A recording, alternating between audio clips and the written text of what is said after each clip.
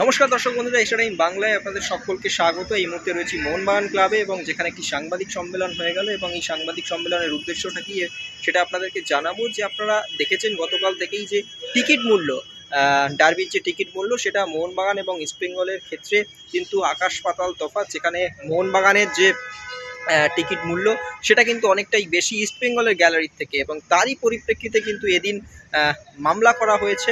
মোহনবাগানের 5 জন মেম্বার তারা কিন্তু মামলা করেছেন এবং রিপ্রেজেন্টেটিভ ক্যাপাসিটিতে সেই মামলা কিন্তু করা হয়েছে নগর দেওয়ানি আদালতে। এবং সেখানে কিন্তু রাজা রায়, প্রিয়াঙ্কা রায় সহ আরও 3 জন মোহনবাগান মেম্বার তারা কিন্তু এই মামলা করেছিলেন।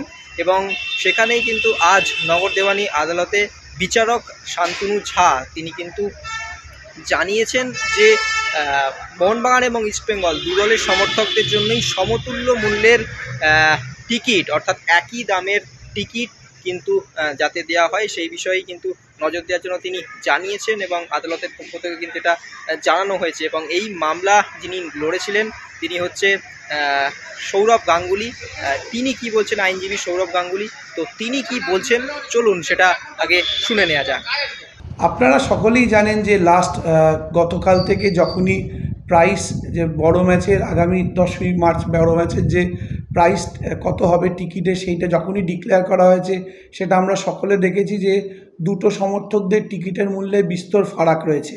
এমন একটা জায়গা রয়েছে যেখানে ইস্টবেঙ্গলের একটা পার্টিকুলার জায়গায় ভিআইপিতে সেখানে 0 হলে মানে 1500, অলমোস্ট দ্বিগুণ 3 গুণ, বা এটা অলমোস্ট বিনামূল্যে। আর এখানে যাই হোক, এই যে হিউজ ডিসক্রিমিনেশন ছিল সেইটা প্রতিবাদ করে আজকে 5 জন মেম্বার, রাজা রায়, প্রিয়াঙ্কা রায়, তমাল Bose, Arijit Banerjee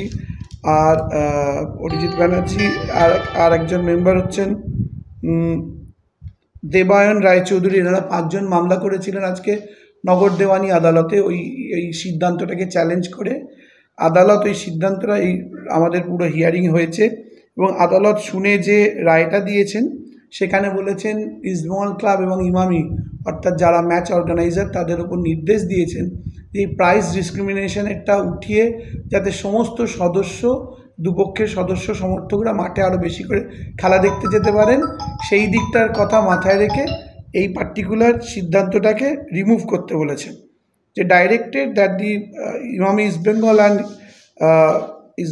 East Bengal football club to take appropriate steps from removing discrimination in the price of tickets for the proposed derby match, এবং আরেকটা কথা বলেছেন, so that the spectators and fans of both the football clubs, namely East Bengal and Mohanbagan Super Giants, get tickets at an equal rate in respect of the match tickets reserved in the gallery for such fans, মানে দুই পক্ষের ফ্যানেরাই তাদের নির্দিষ্ট গ্যালারিতে যাতে তারা সমান প্রাইসে দেখতে পারে, সেই জন্য আদালত ইস্টবেঙ্গল ক্লাব এবং ইমামির ওপর নির্দেশ দিয়েছেন।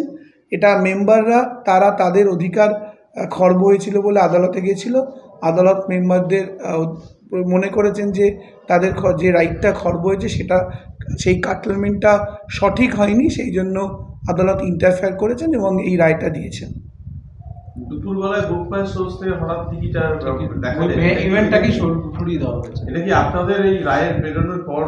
না, বিকজ দুপুরবেলা কখন সরেছে বলতে পারবো না, তার কারণ রায়টা হয়েছে একেবারে শেষ পরন্ত বিকেলে।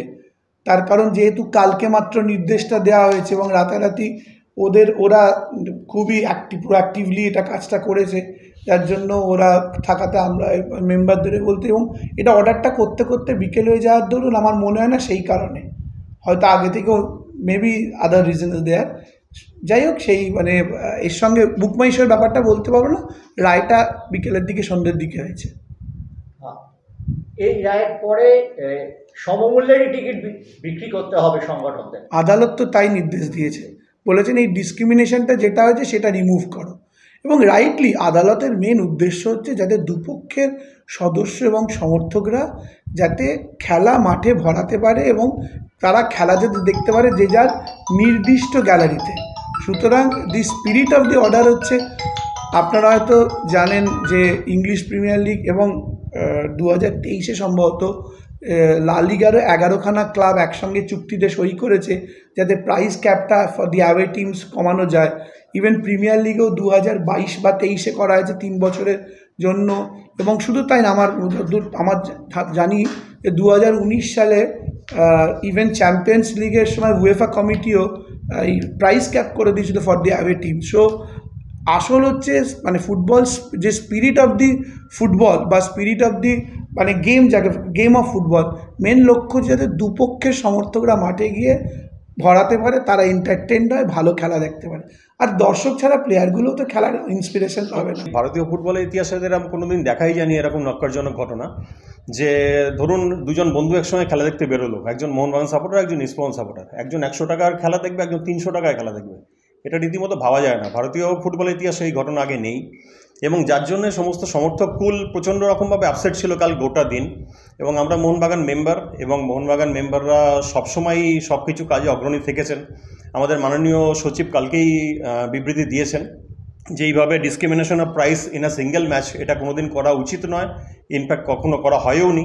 এবং এটা যদি বলবৎ থাকে তাহলে আমরাও পরবর্তীকালে কী পদক্ষেপ নেব সেটা মাননীয় সচিব আশ্বাস দিয়েছিলেন।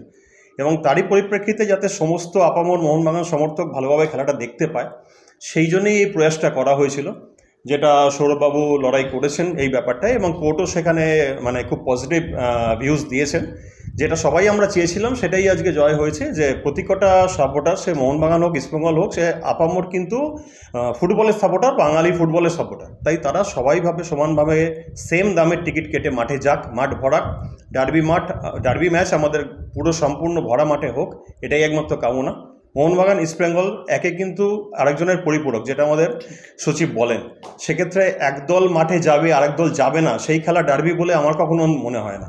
এবং আশা করি এই সরল সত্যের জয় হয়েছে এবং বাকি কথা আমাদের সচিব পরে বলবেন, জানাবেন।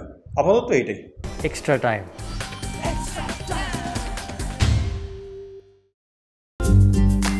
লেটেস্ট নিউজ আর এক্সক্লুসিভ ভিডিওর সঙ্গে আপডেট থাকতে এখনই সাবস্ক্রাইব করুন আমাদের ইউটিউব চ্যানেল।